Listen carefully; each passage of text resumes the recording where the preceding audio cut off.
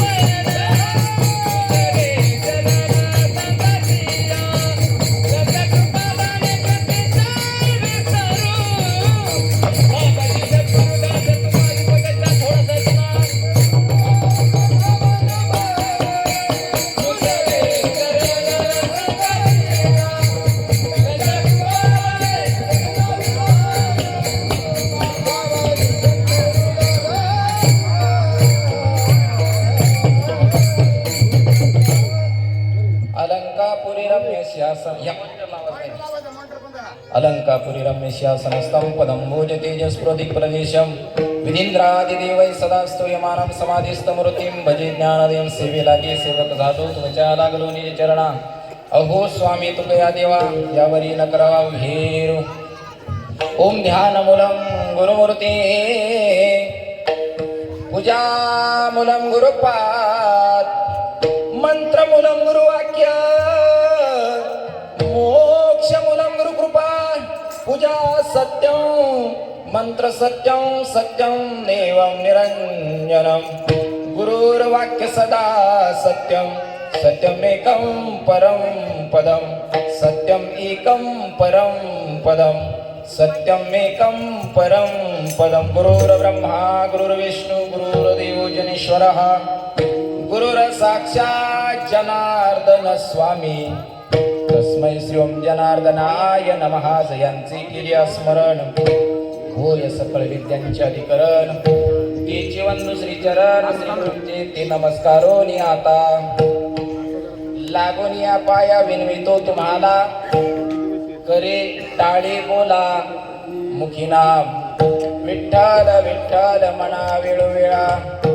हा सुख सोहळा स्वर्गी नाही। श्रीमंत श्री जगद्गुरु तुकोबाराय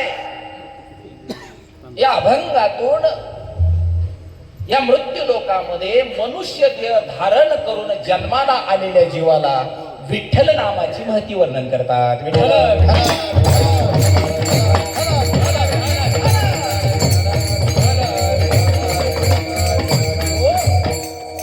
या अभंगावरती माझ्या अल्पशा मती नुसार अल्पस चिंतन करण्यापूर्वी द्यायचा अल्पसा परिहार तो असा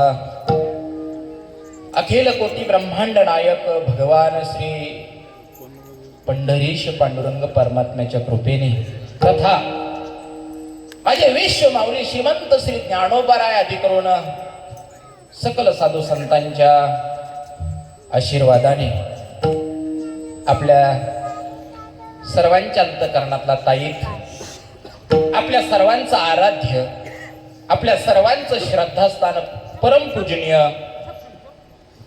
नाव घेणं उचित नाही, परंतु बाबांच्या प्रेरणेतून, आशीर्वादातून आणि भव्य दिव्य अशा या उपस्थितीमध्ये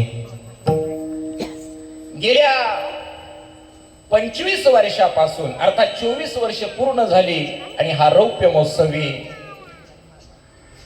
भगवती ग्रंथराज ज्ञानेश्वरी पारायण तथा अखंड हरिनाम सप्ताह या सप्ताहाचं 25वं वर्ष आणि या 25व्या वर्षातील मला वाटतं आजची ही 6व्या दिवसाचं नाम संकीर्तन पुष्प भगवान पंढरीश पांडुरंग परमात्मा माझे ज्ञानोबराय तुकोबराय आदी करून तुम्हाला सर्व सकल साधू संत मायबापांच्या चरणावरती गुंफण्याचं मला मिळालेलं हे महद्भाग्य विठ्ठल.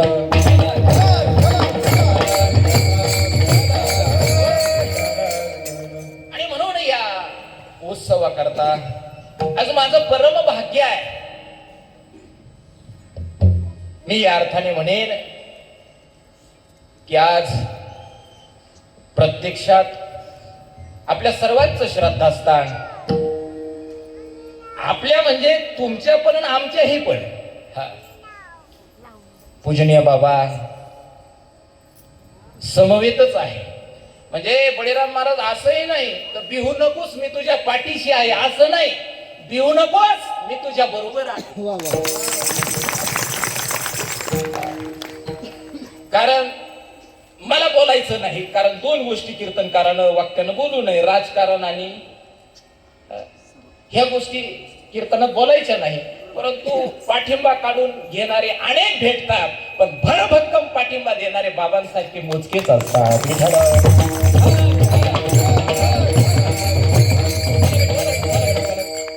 आणि दुसरी गोष्ट पूजनीय माझे परमस्नेही परमवंदनीय परम भागवत गेल्या अनेक वर्षापासून आमचं मैत्रीचं नातं ते पूजनीय संतोषजी महाराजही माझ्या समोर आहे. आणि म्हणून आधी करून आज या माझ्या शब्द सम्रांगणामध्ये माझी पाठ राखण करणारे माझे सर्व टाळकरी बांधव ग्रामस्थ बाहेर गावून आलेले सर्वांच्या चरणाला विनम्र प्रणाम करतो. माझ्या मुक्ताई पण आहेत, गोड असे गुणीजन गायक मंडळी कुणाचाही नाम उल्लेख न करता सर्वांच्या चरणाला विनम्र अभिवादन करतो. त्याचप्रमाणे माझ्या पाठीमागे कारण गडी आतपाव आहे त्याच्यामुळे भरभक्कम पाठीमागे दोनही चोपदारांच्या चरणाचं दर्शन घेतो. माझ्या तालाचे वार झेलणारे दोनही माझे इंद्र, स्वर्गात एकच इंद्र असेल पण आज बाबांच्या कृपेनं 2 इंद्र या ठिकाणी अवतरलेले आहेत.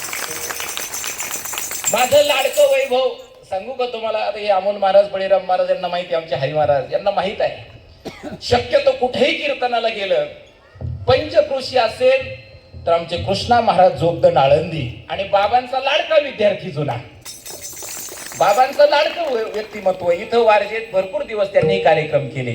आणि दुसरं मला वाटतं गेल्या 4-5 वर्षापासून तुम्हाला लाभलेलं नवीन व्यक्तिमत्व, नावही मनोहर आहे, बोटातही मनाला मोहून टाकणारा गोडवा आहे, नव्हे स्वभावात सुद्धा तसाच गोडवा आहे, हे आमचे मनोहर महाराज पंढरकर. त्याचप्रमाणे आधी करून सर्वच मला नाव माहीत नाही पण आमचे हरी महाराज वगैरे आधी करून सर्वांच्या चरणाला दर्शन घेतो. आणि आज एक नाविन्य या ठिकाणी आमचे गावकरी, खरं तर आमच्या असणाऱ्या बबन मामा अर्थात महादेव दामोदर हिंगे आणि आबासाहेब सुखदेव हिंगे ह्या दोघांच्या विनंतीला मान देऊन त्यांनी आळंदीतच ज्यांना निमंत्रण दिलं आणि गोड अशी विनय करायची. साक्षात नारद, फक्त तो कळलाव्या होता आणि हे शांत आहे, हे शांत आहे. अगदी सांगेन बाबा, अगदी सर्व काळ गावचं सरपंच पद भोगलं, गावचं सर्व पद भोगून ज्यांनी त्यागली आणि फक्त आता तुकोबरायची भूमिका पार पडतात ते माझे गावकरी उद्धवजी महाराज आव्हाड या ठिकाणी उपस्थित आहे. गोड अशी साऊंड सिस्टीम आणि तुम्हा सर्व मायबापांच्या एकोप्याने कार्यक्रमाला लाभलेले सौंदर्य विठ्ठल.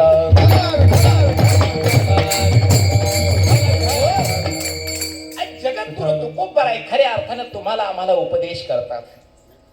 ज्यावेळेस मामांनी माझ्या पुढे या तारखेचा प्रस्ताव ठेवला तेव्हापासून मी विचार करत होतो संतोषजी महाराज इथं अभंग कुठला घ्यावा. कारण ज्या विठ्ठल नगरामध्ये खरं तर महाराज हे वैभव आहे आपलं. अरे कुठं बीड जिल्हा, कुठं आपला पाथर्डी तालुका बीड जिल्ह्याची बाउंड्री, कुठं आपला अहिल्यानगर जिल्हा पाथर्डी तालुका, कुठं आमचं मुंगुसवाडी गाव. तिथून येऊन या ठिकाणी एक भव्य दिव्य अशी लोकवस्ती वसवली आणि नुसता आर्थिक किंवा सामाजिक म्हणा शैक्षणिक म्हणा विकास केला नाही तर खऱ्या अर्थानं तुम्हाला भरभक्कम मी अगोदरच बोलून गेलो की बाबांसारखं व्यक्तिमत्व लाभलं की ज्या माध्यमातून खऱ्या अर्थाने धार्मिक विकास करता करता आपल्या मुलाबाळांना खऱ्या अर्थानं संस्काराची शिदोरी गेल्या 25 वर्षापासून तुम्ही देण्याचं काम करतात. खऱ्या अर्थाने ही मोठी महत्त्वाची गोष्ट आहे. आणि म्हणून हे विठ्ठल नगर असल्या कारणाने त्या विठ्ठल नामावरतीच काहीतरी बोलावं म्हणून आजचा हा प्रपंच. विठ्ठल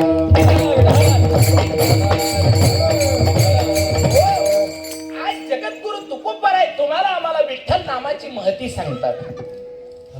पण ही महती सांगत असताना महाराज आपल्याला विनवणी करतात. ऐका मंडळी, संत या समाजाचं प्रबोधन करत असताना वेगवेगळ्या मार्गाने संतांनी प्रबोधन करण्याचा प्रयत्न केला. कधी या समाजाला सांभाळलं असेल, कधी या समाजाला शिकवलं असेल वा कधी या समाजाला जागवलं असेल. हे करत असताना संत या समाजाला काहींना आज्ञा करतात, काहींना व्यंजनावृत्तीनं प्रबोधन करतात, तर काहींना विनवणी करतात. आज्ञा कोणाला करतात हरी महाराज? जे आपल्यापेक्षा वयानं ज्ञानानं लहान आहेत. आज बाबा सुद्धा आम्हाला आज्ञा करतात, भाऊ हे कर ते कर, हा अभंग पाठ कर. ही आज्ञा आहे कारण आम्ही त्यांच्यापेक्षा लहान आहोत. लहान माणसाला आज्ञा करावी लागते त्याप्रमाणे संत सुद्धा आज्ञा करतात. म्हणून तर आमच्या सकल संत परंपरेमध्ये अनेक आज्ञावाचक अभंग आलेले आहेत. माझे ज्ञानोबराय सुद्धा सांगतात, हरिमुखे म्हणा हरिमुखी म्हणा पुण्याची गणना कोण करी. अरे बाबा ना हरी हरी म्हणा. तुकोबराय म्हणतात हरी हरी तुम्ही म्हणा रे सकळ ते माया जळ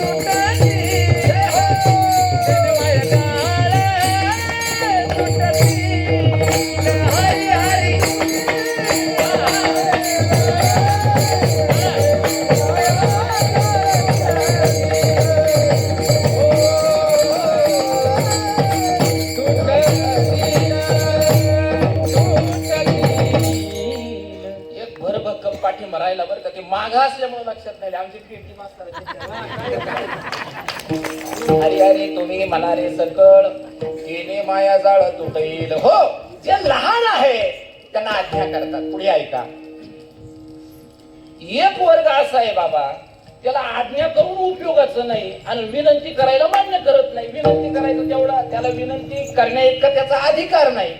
हा ज्याला आपण म्हणतो ना अर्ध्या हरकुंडात पिवळं, हा जो मधला वर्ग आहे त्याला आमचे संत व्यंजनावृत्तीनं सांगतात. आता मला विस्तार करायचा नाही, माझ्या हातात वेळ थोडा आहे, परंतु माझ्या ज्ञानोबरायांचा एक गोड अभंग आहे बघा. 50 अक्षरी करशी भरोवरी शेकी तुझे तोंड न तुझं वैरेराया.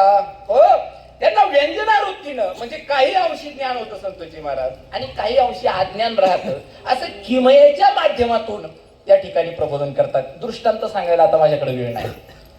तिसरा मुद्दा असा आहे, आपल्यापेक्षा जे वयानं मोठी आहेत, आपल्यापेक्षा ज्ञानाने जे मोठे आहेत त्यांना संत विनवणी करतात.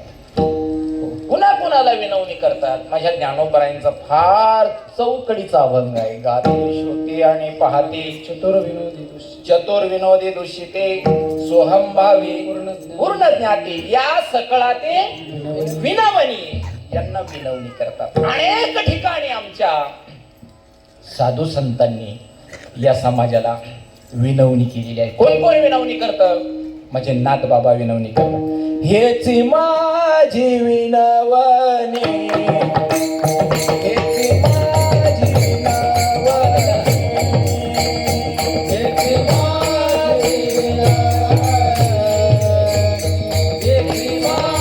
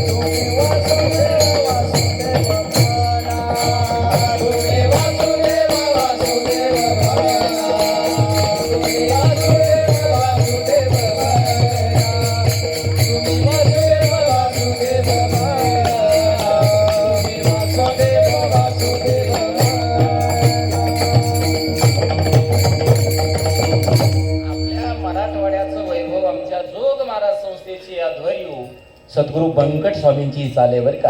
आणि गुरुवर्य गाथा मूर्ती रामभाऊ महाराज राऊत बाबांचे गुरु येरशीकर महाराजांच्या फळावरती परंपरेनं म्हटली जाते. हेची माझी विनवणी नाथ बाबा विनवणी करतात. एवढंच नाही, तुकोबरायांचे बंधू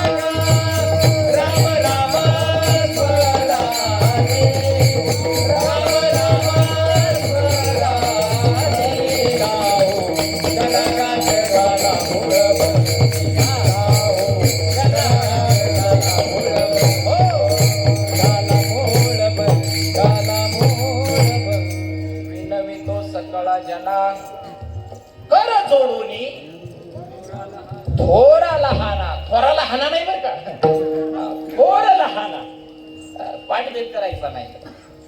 दानी तुलेची द्या मजदिना म्हणे तुकया बंधू राम.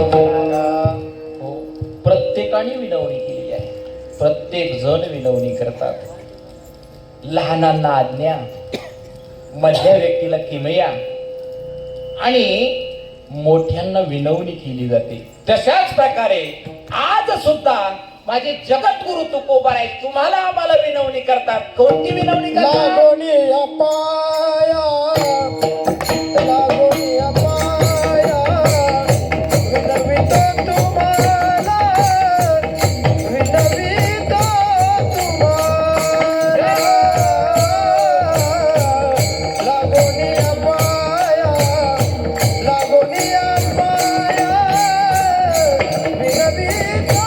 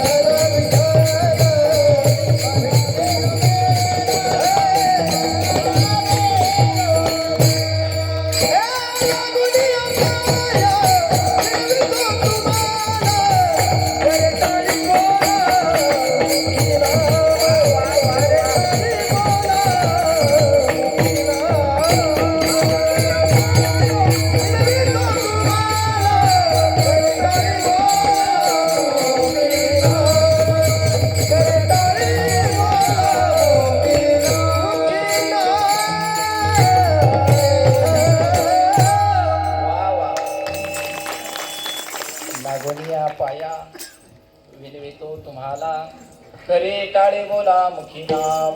आणि जगद्गुरु तुकोबाराय सुद्धा विनवणी करतात. पण एक ऐका गड्यांनो, माझे तुकोबाराय विनवणी करतात पण कुणाला केली? आपल्यापेक्षा वयानं जे मोठे आहेत, आपल्यापेक्षा ज्ञानाने जे मोठे आहेत त्यांना विनवणी आज तुकोबाराय करीत नाही.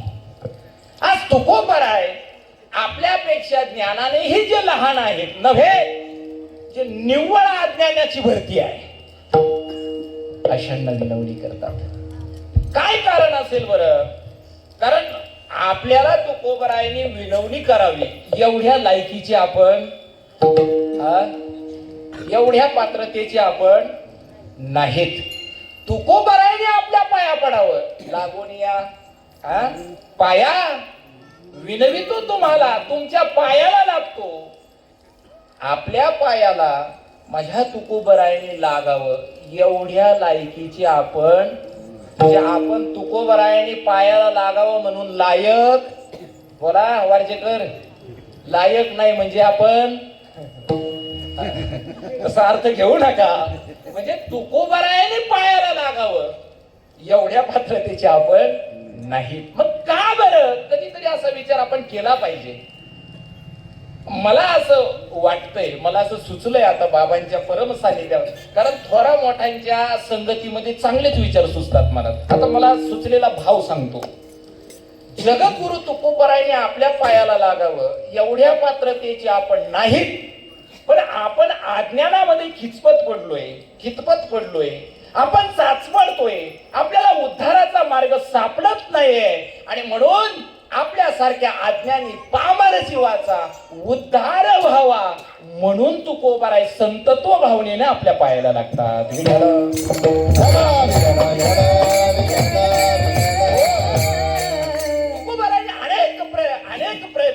अनेक प्रयत्न केले महाराज, अनेक प्रकाराने तुम्हाला आम्हाला समजावून सांगण्याचा प्रयत्न केला. आपण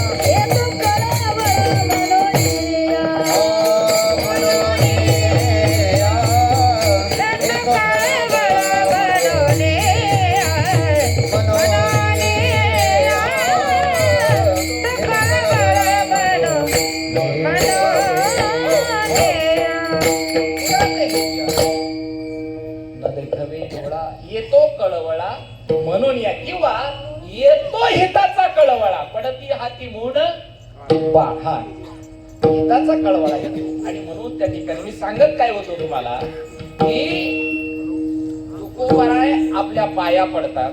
त्याचं कारण अगोदर तुकोबारायने अनेक मार्गाने आपल्याला समजावण्याचा प्रयत्न केला, पण आपण काही तुकोबारायचं मानलं महाराज, आपण नाही मानलं. पण घरामधलं सर्वसाधारण उदाहरण घ्या. छोटस मुलगा असतं महाराज, 4थी 5वी 6वी 7वी शाळेत जातं. नाही 6वी 7वी एवढं लहान कशाला सांगू, ज्याला आपण म्हणतो शिंग फुटतात, काय 9वी 10वीचं वय असतं आणि ते पोरग शाळेत जायला लागतं. आई वडील त्याला समजावून सांगतात, भाऊ रस्त्यानं जपून जावं, कोणाच्या गाडीला धडकू नये, शिस्तीत गाडी. खरं तर अशा पोरांच्या हातात बाबा आई बापांना गाड्याच देऊ नये नियमाताच आहे, बरोबर आहे की नाही. पण ते कोणालाही धडका देतं, कुणालाही. महाराज नको त्याच्या तक्रारी, दररोज तक्रारी. ती म्हातारी त्याची आई त्याच्या पाया पडून सांगते, बाबा तुझ्या पाया पडत ये, त्या गाडीला हात लावू नको. मला खरंच सांगा, तिनं जन्म दिला हो त्याला, जिनं त्याला जन्म दिलाय, त्यानं तिच्या म्हणजे त्यानं तिला पाया पडवून घेण्याचा अधिकार आहे का त्याला? नाही ना. पण पाया पडून सांगते असं करू नको. तसं तुकोबाराय सुद्धा आपल्याला सांगतात, बाबांनो भगवान परमात्म्यानं आपल्याला सुंदर शरीर दिलंय. ऐका ऐका ऐका ऐका थांबा, मी सगळंच बोलणार आहे. थांबा. देवानं आपल्याला 3 गोष्टी दिल्या. तुमचे प्रमाणे घेणार मी, पण थांबा. गाडी आपल्याला स्टॉप आधीच नाही घ्यायचा. आम्ही मगाशी आधी स्टॉप न घेतल्यामुळं आम्ही लांब गेलो पुन्हा फिरून आलो. असू द्या. देवाने आपल्याला 3 गोष्टी दिल्यात महाराज, 3 दिल्या. एक, देवाने आपल्याला जीव दिलाय. लोक म्हणतात मी तुझ्यासाठी जीव देईल. अरे बाबा तू फुकटचा कुठं देतो, त्यानं तुला दिलाय. देवानं आपल्याला जीव दिलाय. एक 2 देवानं आपल्याला देह दिलाय. वा उद्धव महाराज. आणि तिसरी गोष्ट, नुसता जीव आणि देह देऊन देव थांबला नाही, देवानं आपल्याला इंद्रिय दिली. ऐका ऐका ऐका, याला प्रत्येकाची प्रमाण आहे. देवानं आपल्याला जीव दिलाय, जिने हा जीव दिला नाटाचं प्रमाण आहे. तयाचे करीन चिंतन जगत जीवन नारायण, काही न गुण तयाचे. देवानं आपल्याला जीव दिलाय. बरं नुसता जीव नाही दिला, तो जीव ठेवण्याकरता मतपेटी, आपलं ते मतपेटी नाही होत सध्या वारती, त्यामुळे ते चालू तोंडात. देवानं आपल्याला ही पेटी दिली. ते वारती आहे ना म्हणून ते आलं. आमच्या आळंदीत सध्या तेच हवं आहे. देवानं आपल्याला ही पेटी दिली, देवानं आपल्याला देह दिलाय. पण ऐका ना मंडळी, ऐका. प्रमाण म्हणायचं आपल्याला, पण पुढं म्हणायचं. ऐका, गोड दृष्टांत सांगतोय. देवानं आपल्याला देह दिलाय, तो त्याच्या भजना करता दिलाय बरं का. पण खरंच सांगा मंडळी, देवानं 84 लक्ष योनीमध्ये म्हणजे 83,99,999 योनी एवढ्या फिरून आलो. स्पेशल आपल्याला जंक्शन नरदेह निधान लागले हाती, उत्तम सार उत्तम गती देवाची होईन म्हणती ते होती, एका चित्तीनं धरावा. एवढं भांडवल आपल्याला खास फक्त भजना करता दिलंय. पण परिणाम असा झाला महाराज, भजन सोडून आपण वेगळ्याच मार्गाला लागलोय, वेगळ्याच कमाईच्या मार्गाला लागलोय. आणि एक सांगू का मंडळी, जी गोष्ट ज्या करता निर्माण झाली त्या करता जर तिचा वापर झाला नाही तर त्या गोष्टीचं मातेर झाल्याशिवाय राहत नाही. पूजनीय बाबांसारखे जुने जुने कीर्तनकार एक दृष्टांत सांगत असतात बघा. पूर्वीचा काळ लग्नाची बैठक होती. मी म्हणूनच म्हणलं तो संतोषजी महाराज पूर्वीचा काळ होता, आताचा काळ नव्हता. कारण आता बापाला मुलाचं लग्न जमावं लागत. वारजे पण पूर्वीचा काळ बैठक, अहो पोराला पोरीला माहितीही नसायचं बघा. माझ्या पाठीमागे पुढे आहेत. बैठक बसती खेड्यावरचा नवरदेव, शहरात ती बैठक बसती लग्नाची. मुद्दे सुद्धा आहे का. बैठक बसती, मुलीच्या बापाने सांगितलं, बोला आपकी फरमाईश क्या है, बोला काय पाहिजे आपल्याला, किती हुंडा द्यायचा. मुलाचा बाप हुशार होता, बाबांच्याच माळकरी असावा कदाचित. तो म्हणला मला हुंडा बिंडा काही नको. जरी मी त्याला MBBS केलेला असेल, माझ्या पैशानं केलं, त्याचा पगार माझ्या घरात येतोय, आणि तुझ्याकडून कशाला फुकट हुंडा घ्यायचा. त्याने सांगितलं हुंडा नको, पण हे काय का लग्नाचा बेत जेवणाचा तेवढा मात्र चांगला करा. ऐका, शास्त्रकार असं सांगतात की प्रत्येकाची आवड वेगवेगळी असते. या लग्नाचा जर विषय घेतला, शास्त्रकार फार गोड वर्णन करतात. कन्यावर येते रूपम माता वित्तम पिता श्रुतम बांधवा कुलमिष्यंती मिष्टान्नम मित्रे जनः. हो, शास्त्रकारांनी फार गोड वर्णन केलंय. जर ही लग्नाची बैठक असेल ना, तर मुलीची आवड वेगळी, मुलीच्या आईची आवड वेगळी, मुलीच्या बापाची आवड वेगळी, मुलीच्या चुलत्या काक्यांची आवड वेगळी, आणि वरणाची आवड वेगळी असते. काय काय काय काय ऐका. मुलीची आवड काय असते, मुलगी एकच विचार करते, तो नाकी डोळी कसा असेल, का पाहतो पुण्याला जातो मुंबईला, असा तो कसा असेल. कारण कन्यावर येते रूपम, मुलीची आवड. आईची आवड, आईला त्या रूपाचं काही घेणं नसतं. माता वित्तम, आई म्हणती एकुलता एक असावा, एकुलता एक. अजून आयांनी म्हणायचं राहिलं त्याला आईबापी नसावे. काय महाराज, काय आवडी असेल, पण असू द्या, त्याला भरपूर काही जमीन असावी, भरपूर पगार असावा. मी शास्त्र सोडून बोलणार नाही. माता वित्तम, बापाची आवड वेगळी महाराज. पिता श्रुतम, बाप हे बघतो की त्याला समाजामध्ये मान कसा आहे, तो कसा वागतो, समाजामध्ये त्याला मान कसा आहे, कशा पद्धतीनं त्याचं जीवन आहे. पिता श्रुतम. आणि बाकीची जी भावकी असते ना, भावकी ती म्हणते आपल्या जातीचं आहे का बघा, आपल्या कुळात म्हणजे कुळ बघा, त्याचे मामा कुठले, त्याच्या मावश्या कुठल्या. आता यांना त्याचं काय घेणं असतं मला हेच कळत नाही. मामा मावश्या पण असू द्या, बांधवा कुलम इच्छन्ति, बांधव कुलाचा विचार करतात. पण वराडी मंडळी लईच अवघड बुवा. यांना बाकी काय घेणं नाही, रूपाचं नाही, पैशाचं नाही, कुलाचं नाही. बळीरामा फक्त म्हणतात येऊ द्या, पुरणपोळी का व्हायला पण येऊ द्या. मिष्टान्न मी तरी जना. त्या मुलाच्या बापाने सांगितलं जेवणाचा बेत तेवढा चांगला करा. काय करायचा, काय नाही म्हणले, काही चांगला कसाही करा, पण चांगला करा. कदाचित ते नगर जिल्ह्यातले असावे. त्यांनी पाकातले लाडूचा बेत ठरवला. पाकातले रव्याचे गऱ्याचे लाडू, पाकातले. पण तो बेत कालाय तस्मै नामा, वेळ कमी असल्यामुळे लग्न सोहळा पार पडला. हरी महाराज लग्न झालं, आता पंक्ती बसणार. लग्न खेड्यावरचं कुठे गेलं होतं, शहरात गेलेलं लग्न. एक मुद्दा ऐका, मी दृष्टांत कशा करता सांगतो. एखाद्या गोष्टीची उत्पत्ती ज्या कामाकरता झाली, त्या कामाकरता जर त्याचा वापर झाला नाही तर त्याचं मातेर कसं होतं याकरता मी बोलतोय. लग्न शहरामध्ये होतं, लग्न लागून गेलं, भरपूर काही वेळ झालेला होता, आणि मग मात्र त्या ठिकाणी पंक्ती बसल्या. आता पंक्ती एक तर उशीर झालेला, लग्न 12चं लग्न 40ला लागलं, काय सांगायचं आता. बरं उशीर झालेला. बाकीची माणसं म्हणले, पाहुणे रावळी म्हणले, मुलाच्या बापाला म्हणले, अहो तुम्हाला शुगर आहे, तुम्हाला बीपी आहे, गोळ्या घ्यायच्या तुम्हाला, तुम्ही पण बसा. आता त्याला कोण जागा देतं? महाराज ते बसलं दरवाजाच्या, त्या मंगल कार्यालयाच्या दरवाजाच्या कडेला, त्याला जागा तिथंच. आता वर बापानं सगळे बोलावलेले असतात, त्याला कोण जागा देतं? ते त्या कडेला बसतं. आता पंगत सगळं काही, पत्रावळी वाढली, मीठ वाढलं, बाकी सगळं नीटच होतं, पण वाढावं लागतं मीठ म्हणून वाढलं मीठ. सगळं काही वाढावाढी झाली. आणि आता तिथं काही पुंडलिक असते होय, ती काय सप्त्यातली पुंडलिका. लगेच सुरू झालं. आता खरंच सांगा, जेवण सुरू झालं. आता लाडू, रव्याचे लाडू बनवलेले, पाकातले लाडू. खरंच सांगा, हात अगोदर कुठं जाईल हो? तुमचा काय विचार आहे? विठ्ठल नगर. लाडू, नवरदेवाच्या बापाचा हात लाडूकडे गेला. त्यानं असा लाडू घेतला. त्याला वाटलं असं एका हाताने फोडून आपला खाऊ. त्यानं असा दाबून बघितला, लाडू काही फुटला नाही, कारण तो पक्का होता, निष्ठावान कार्यकर्ता होता तो. लाडू काही फुटला नाही. त्यानं विचार केला, असेल कदाचित थोडस सुकले असतील, जास्त पाक जास्त घट्ट झाला असेल, म्हणून त्याने तो लाडू उचलला. दोन्ही हाताने दाबण्याचा प्रयत्न केला कृष्ण महाराज. त्यानं दोन्ही हाताने दाबण्याचा प्रयत्न केला, पण लाडू काही फुटत नाही. अगदी निष्ठावान कार्यकर्ता, तो पैसे घेऊन फुटणारा नव्हताच. लाडूच सांगतोय मी. लाडू तसा म्हणलं असा नाही फुटायचा. बाबाच्याने काय केलं, त्यानं असं पाठीमागं काय असेल हातामध्ये, त्यानं ते सावरलं. माझं हे जनार्दन बाबाचं आहे बरं का. हा, त्याने ते पाठीमागे घेतलं असं काय असेल ते, आणि अशी कृष्ण महाराज, मनोहर महाराज, असं त्याने हात वरती केला आणि त्या लाडूवर बुक्की मारली. महाराज लाडू काही फुटला नाही, पण याचं मनगट पिरगळलं. अरे म्हणला असा कसा लाडू बनवलाय सोयऱ्यानं? लाडू म्हणला पठ्यानं रात्रीतून गाव फोडला, लाडू फुटना. आता काय करायचं? लाडू काही फुटत नाही. मग विचार केला, लाडू तसा फुटायचा नाही. म्हणजे यांना काहीतरी लाडूच दाखवू. मग त्यानं काय केलं, लाडू धरला आणि आपला असं मंत्रालयात नेला.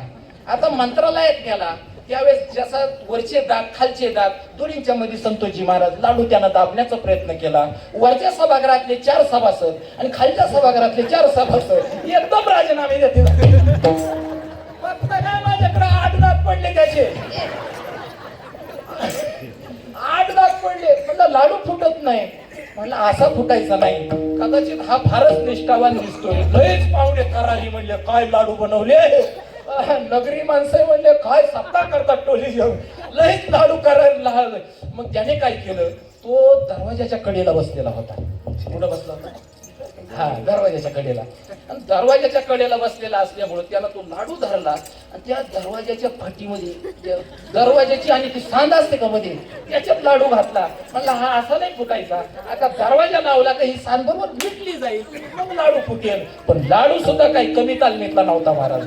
याला जसा दरवाजा वाढला, लाडू काही फुटला नाही, पण दरवाजा बिजागिरी सह निघून आला. कधी लाडू फुटला नाही. मग मात्र गड्याचा बीपी वाढला, मग शुगर वाढली. मग मुद्द्यावरची गोष्ट गुद्द्यावरती आली, गुद्द्यावरती. मग लगेच बाचाबाची झाली, बोलू लागला. आता लग्नात जे काही सप्त्याला आलेली होती का, 5-5 टाकूनच आलेली होती. मग हे जे धराधरी, आता त्या हाणामाऱ्या त्या ठिकाणी झाल्या. बरं झालं कुठं हे, खेड्यात का शहरात? शहरात झालं. आता शहरात हाणामाऱ्या सुरू झाल्या. आता तिथं दगड न धोंडे हाणामाऱ्या करायला, तिथं लाडूचे गमेले भरलेले होते. धर लाडू का हान फेकून, धर लाडू का हान फेकून. बघता काय माझ्याकडे संपले ना लाडू.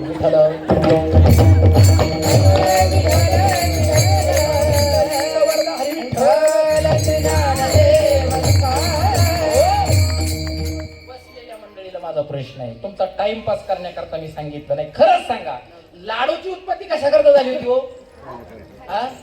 खाण्यासाठी झाली होती. केलं काय कारभार? कारभार काय केला? हाणामाऱ्या केल्या. त्या लाडूचं काय झालं शेवटी? नाशच झाला. अरे लाडूला हसू नका, तो या झाला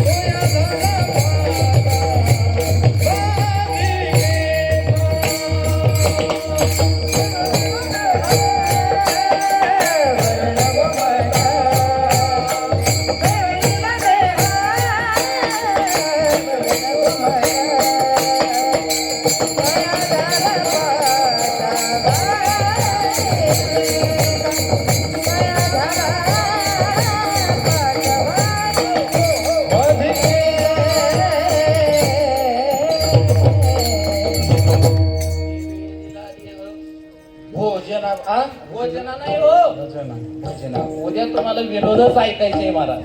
उद्या महाराष्ट्र भूषण गुरुवर्य दयानंदजी बाबा कोरेगावकरांचं उद्या हेच ऐकायचंय आपल्याला. काळजीच करू नका. आज बस झालं एवढंच. ऐका, देवानं हा देह निर्माण केला भजना करता, पण तो या झाला फाटा बालिकेचा म्हणून देह देवाने दिला. आणि देवाला नुसता देह दिला नाही, आता म्हणा तुमचं प्रमाण, देवाला इंद्रिय सुद्धा दिली. दिले इंद्रिय हात पाय कान.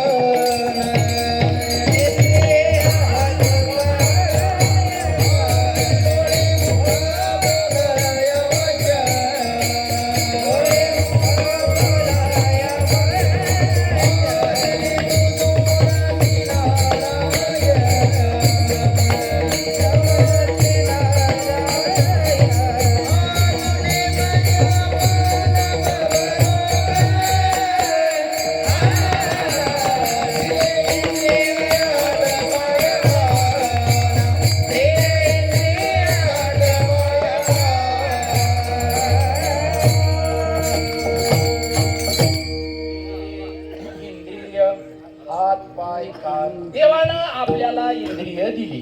ती सुद्धा कशाला दिली? देवानं पहिला शब्द वापरलाय माझ्या तुकोबरायने, हात. देवानं आपल्याला हात दिले कशाला? दुसऱ्याचा बाण पोरायला नाही महाराज. देवानं हात दिले टाळी वाजवायला, भजनामध्ये टाळी वाजवायला, किंवा देवानं हात दिले दानाचं पुण्य करायला. त्याच्याकरता देवानं हात दिले महाराज. आज सुद्धा तुकोबराय म्हणतात, लागून या पाया मिळवितो तुम्हाला करे टाळी. हाताने टाळी वाजवायची. का वाजवायची ऐका, त्याची 3 कारण मी आपल्या पुढे सांगणार आहे. ही कारण अतिशय महत्वाची आहे. देवानं आपल्याला साधू संतांनी तुकोबरायने आपल्याला टाळी वाजवायला सांगितली. टाळी वाजवायला त्याचं एक कारण, पहिलं कारण नंबर 1, का टाळी वाजवायची? तर एक ज्योतिषशास्त्रातलं कारण आहे नंबर 1. दुसरी गोष्ट, हाताने टाळी का वाजवायची? एक वैज्ञानिक आरोग्यशास्त्राच्या दृष्टीनं कारण आहे.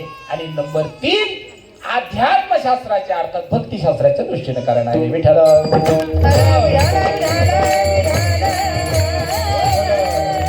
का वाजवायची? ज्योतिषशास्त्राचं कारण आहे. ज्योतिष विशारद टाकलं म्हणून सांगेन. हस्त सामुद्रिक शास्त्र आहे महाराज. फल ज्योतिष, हस्त सामुद्रिक आणि संख्याशास्त्र, अंक ज्योतिष, असे 3 प्रकारात ज्योतिष मोडलं जातं. त्याच्यामध्ये हस्त सामुद्रिक. आता कोणता हात बघावा, काय बघावा, ह्या खोलात मी शिरत नाही. लागू कुर्ता उतारा घेतो आणि पुढे निघतो. कारण किरोचं म्हणणं वेगळं आहे. कारण पाश्चात्य देशातला ज्योतिषशास्त्रज्ञ हस्त सामुद्रिकचा, किरोचं म्हणणं वेगळं आहे. आपल्या भारतीय ज्योतिषांचं म्हणणं वेगळं आहे. आता मी भारतीय ज्योतिषांचं म्हणणं सांगतो आणि पुढे चालतो. कुणी म्हणतं ज्योतिष हात बघताना उजवा बघावा, तर कुणाचं मत आहे डावा बघावा. पण आपलं भारतीय तत्वज्ञ असं सांगतात की हात बघताना दोन्हीही बघावे. कारण सांगतो, कारण उजवा हात बाबा, उजवा हात आपल्या ह्या प्रयत्नाच्या रेषा असतात आणि डाव्या हातावरच्या रेषा ह्या भगवान परमात्म्याने दिलेल्या बहाल केलेल्या प्रारब्धाच्या रेषा असतात. विठाला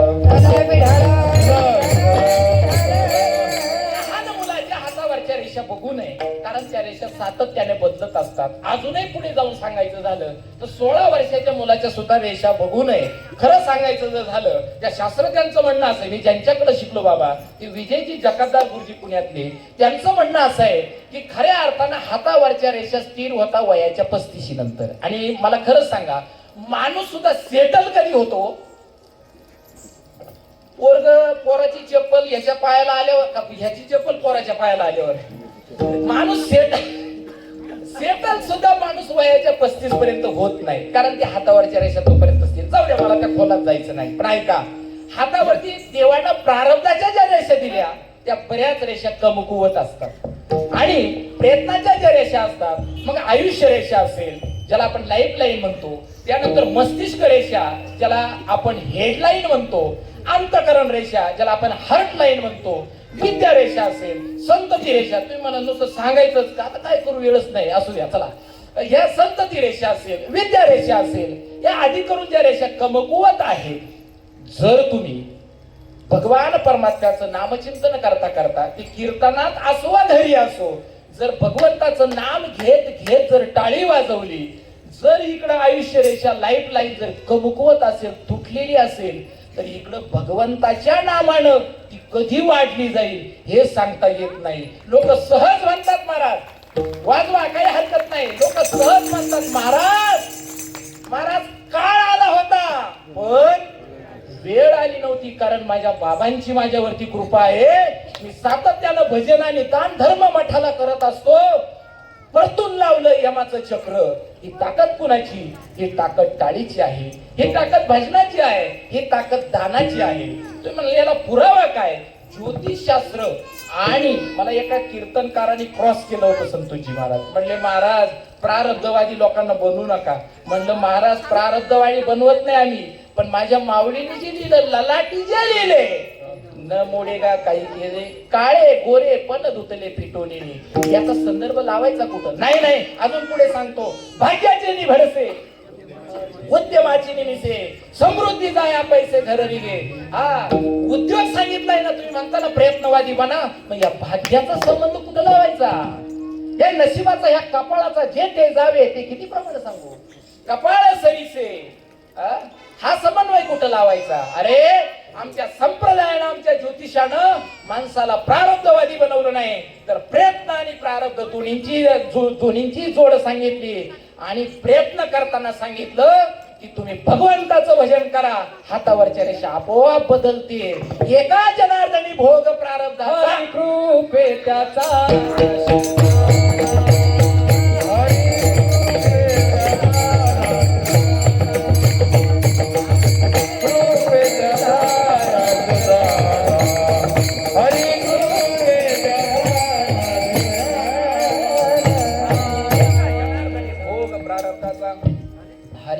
त्याचा नाश झाला.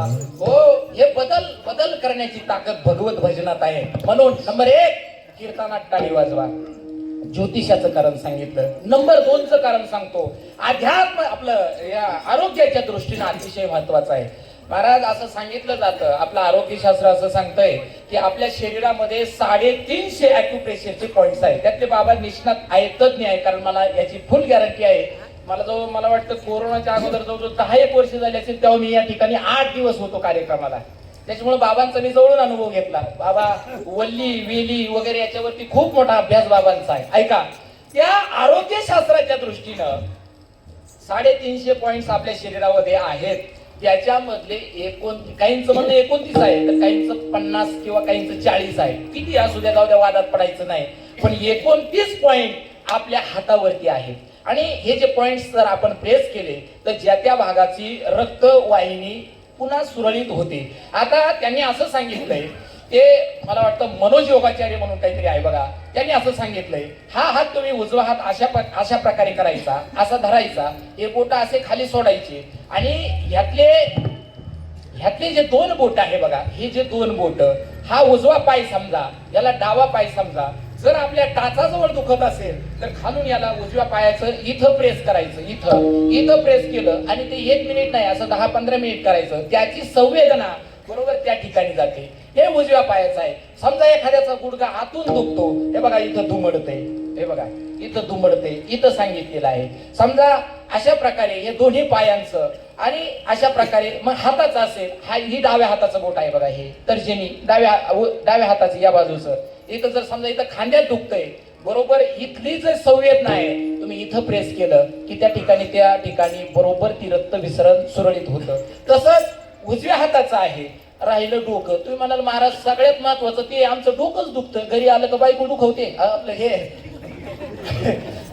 डोकं महत्वाचं आहे. डोक्याकरता अंगठा सांगितला, हे बघा या अंगठा सांगितलाय, हा जो पॉइंट आहे हे डोक्याचा आहे. अशा प्रकारे आता समजा एखाद्याचं पोटच साफ होत नाही, संतोषजी महाराज आता पोट साफ होत नाही त्या करतात सांगितलं. आता जुने लोक सांगायचे, आता बरीचशी तंबाखू खाणारी मंडळी माझ्या समोर आहे, कारण सगळी कामगार काम करणारी मंडळी मला माहित आहे. माझ्या घराचंही काम त्यांनीच केलेलं आहे, त्याच्यामुळे मला चांगलं माहित आहे. ऐका, आता मी माझ्या एका चुलत्याला विचारलं होतं बरं का, मनोहर महाराज, आता हे बाय आमची साक्षीदारी माझ्या गावाघरीची. मी म्हणलं गावात आता सकाळी उठल्या तुम्ही तंबाखू चोळता, तंबाखू मळता, त्याचं कारण काय हो? ते तात्याने आपले नवनाथ बोलणं तात्याने सांगितलं, भाऊ तुला काही कळायचं नाही त्यातलं, तू त्यातला नाही, तू विचारू नको. अहो म्हणलं तात्या सांगा ना. अरे म्हणलं त्याचं असं आहे, सकाळी सकाळी तंबाखू चोळली का किती लवकर बसते, पोट लवकर साफ होत असं त्यांना म्हणायचं होतं. ऐका, पोट लवकर साफ होतं. म्हणलं तात्या आमचं होत नाही, आम्ही काय करायचं. ऐका, त्यांनी त्यावेळेस मला लहान असताना उत्तर दिलं नाही, पण बाबा ज्यावेळेस मी या अभंगाचं चिंतन करत होतो त्यावेळेस त्याचं उत्तर मला सापडलं. त्या योगामध्ये अशी प्रक्रिया आलेली आहे, पोट जर साफ करायचं असेल तर फक्त हा भाग सकाळी उठल्या उठल्या किंवा टॉयलेट मध्ये गेला, कारण ही फार मोठी समस्या आहे महाराज लोकांची. फक्त तुम्ही इथं प्रेस करायचं 10-15 मिनिटं. भाऊ अनुभव घेऊन सांगतोय, काळजी करू नका. हा, फक्त एवढं प्रेस करायचं, लगेच पोट साफ झाल्याशिवाय राहत नाही. असे अनेक 29 पॉइंट्स आहेत. महाराज एवढे सांगितले, आमचं एवढं कुठं ध्यानात राहतं, एवढं ध्यानात राहत नाही ना. मग सगळे पॉइंट जर एकदम प्रेस करायचे असेल, काय नाही करायचे महाराज, फक्त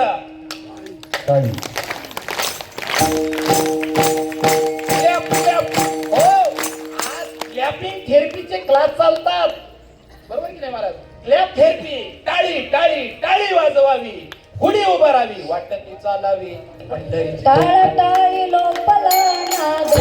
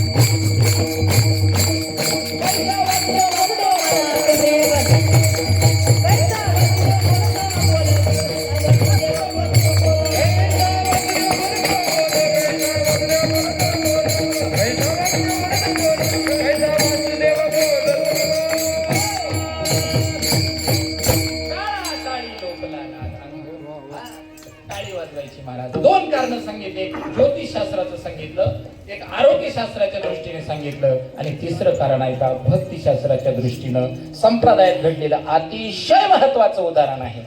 हो, ऐका, कथाभाग प्रसंग सर्वांना ज्ञात आहे. आपल्या संप्रदायातील खऱ्या अर्थाने खरा संत कोण, कोण परिपक्व आहे हे पारखण्याची सद्बुद्धी ज्यांच्याकडे होती नव्हे त्यांनाच तो अधिकार दिला गेला. ते आमचे असणारे तेरढोकीचे गोरोबा काका महाराज. प्रसंग असा आहे, गोरोबा काकांनी आपले दोन्ही हात तोडलेले आहे. का तोडले वगैरे वगैरे प्रसंग तुम्हाला माहिती आहे. आषाढीची वारी आहे. काका आपल्या दोन्ही पत्न्यांना घेऊन पंढरीच्या दिशेनं वाटचाल करत आहेत. आज काका पंढरपूरला आले. आषाढीची वारी आहे. गरुड पारी त्या ठिकाणी नामदेव महाराजांचं कीर्तन सुंदर रंगलेलं आहे. नामदेव महाराजांनी अतिशय त्या ठिकाणी नामदेव महाराज कीर्तनाला उभे आहेत. आज नामदेव महाराजांच्या कीर्तनाला महाराज दिग्गज मंडळी होती. कोण? माझे ज्ञानोबर आहे, माझे निवृत्तीनाथ दादा, सोपान काका, मुक्ताई सुद्धा माझ्या नामदेव महाराजांच्या कीर्तनाला, जनाई आई साहेब नामदेव महाराजांच्या कीर्तनाला, कान्होपात्रा आदी करून ही सर्व परिसा भागवत वगैरे वगैरे आणि ही सर्व मंडळी त्या ठिकाणी आहे. नामदेव महाराजांचं कीर्तन रंगात आलं. महाराज देवाला विटेवरती उभं राहवलं नाही. विटेवरचा देव नामदेव महाराजांच्या कीर्तनात आला आणि देव सुद्धा नाचायला लागला. असं सुंदर कीर्तन जेव्हा कीर्तन रंगात आलं, ऐका मंडळी, कीर्तन जेव्हा रंगात आलं तेव्हा नामदेव महाराजांनी खाली बसलेल्या श्रोत्यांना इशारा केला. केला इशारा? हा, तेवढं पुढचं नाही म्हणणार मी. इशारा केला की अरे तुम्ही कीर्तनात बसले राव, बाबांच्या समोर बसले, कीर्तनकार ओरडू ओरडू पाण्याची बाटली संपली सांगतोय, टाळी वाजवा, तुम्ही वाजवत नाही. नामदेव महाराजांनी इशारा केला, आपल्या जवळची असणारी पताका वरती केले. आणि नामदेव महाराज सांगतात वरती एका, गोरोबा काका लिहितात वरती एका राग कर दोन्ही पताकाची अनुसंधानी सर्वांना नामदेव महाराजांनी हात वरती करायला लावले. बघता काय माझ्याकडे, करा की वरती, हात वरती करायला लावले. आणि नामदेव महाराज म्हणतात भजन करायचंय राव, आपल्याला भजन करायचंय, नुसते हात वरती करून चालणार नाही, भजन करायचंय. नामदेव महाराजांनी सांगितलं आपल्याला भजन करायचंय. नामदेव महाराजांनी भजन चालू केलं. विठ्ठल विठ्ठल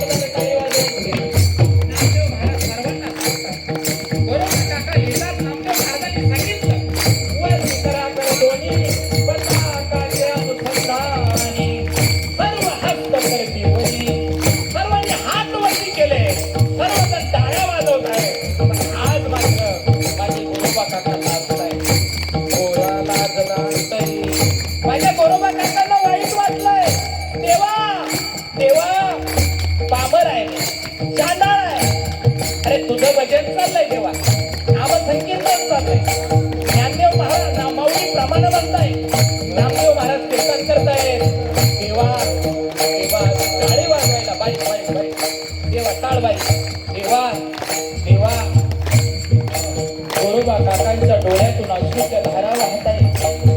देवा मला टाळी वाजवायला हात नाही रे देवा. अरे दिलेले ते सुद्धा तोडून टाकले देवा. आज टाळी वाजवायला माझ्याकडे हात नाही. गोरोबा काका खाली बघताय लाजलेल्या सर्व हस्तकरीतीवरी गोरा लाजला आज तरी. नामदेव महाराजांचं लक्ष गोरोबा काकाकडे गेलंय.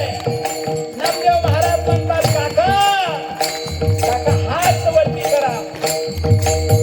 नामा म्हणे गोरोबासी वरती करावे हस्तासी. गोरोबा काकांकडे हात नाहीये. नामदेव महाराजांनी तर सांगितलं हात वरती करा. तर ते शेवटी नाईलाज झाला. डोळ्यातून अश्रूच्या धारा वाहत आहेत गोरोबा काकांच्या. तशा अवस्थेमध्ये माझ्या गोरोबा काकांनी आपले छोटे असणारे हात वरती केले साहेबा. डोळ्यातून अश्रूच्या धारा वाहत आहेत गोरोबा काकांच्या. गोरोबा काका म्हणतात देवा देवा माझी लाज राखते देवा. मला हात नाही देवा. डोळ्यातून अश्रूच्या धारा. भजन मात्र चालू आहे. विठ्ठल विठ्ठल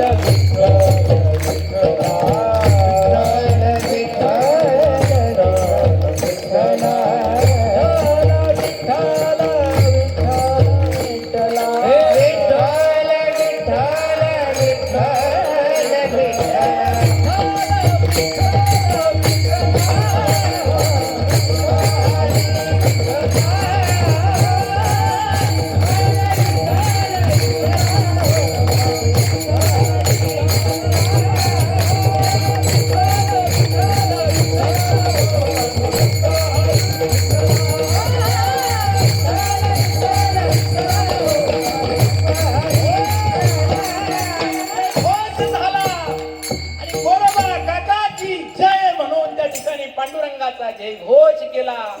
गोरोबा काकाने रडत रडत रडत आपले छोटे हात वरती केले. त्यावेळेस छोटे म्हणजे फक्त मनगटापर्यंत असणारे, त्यावेळेस हस्त फुटले वरची वरी. गोरोबा काकांचाच अभंग आहे महाराज. जर गोरोबा काकांना जर आपल्या बापाला जर हात कीर्तनात फुटत असतील तर आपल्या हाताने सुद्धा टाळी वाजलीच पाहिजे कीर्तनात. विठोबा रखुमाई, जय गोरोबा रखुमाई.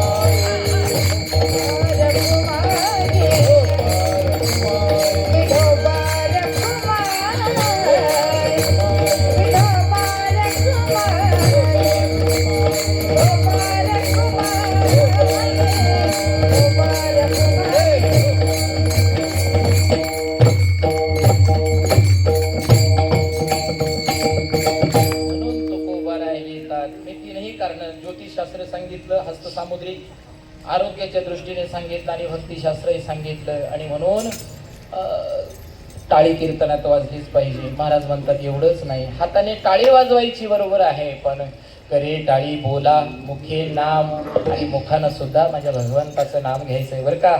जे इंद्रिय ज्या कामा करता दिले, मुखानं शिव्या द्यायच्या नाही, याची त्याची टवाळी निंदा नालस्ती करायची नाही. मग काय करायचं, हे घे माझे वाचे गोड नाम विठोबाचे. कानाला सांगितलं किंवा डोळ्याला सांगितलं, डोळे तुम्ही ह्या रे सुख पहा विठोबाचे, तुम्ही ऐका रे कान माझ्या विठोबाचे गुण. हे करता वाहेरंगी टाळी, नाचेल उदास या करता हात दिले, टाळी वाजवायला हात दिले, उड्या मारायला, पावली खेळायला, वारी करायला पाय दिलेले आहेत. आणि म्हणून मुखाने सुद्धा नाम घ्यायचं. पण नाम घ्यायचं कोणतं घ्यायचं महाराज?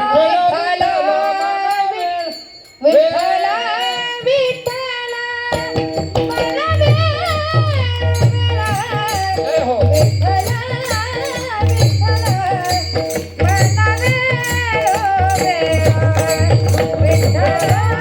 विठ्ठला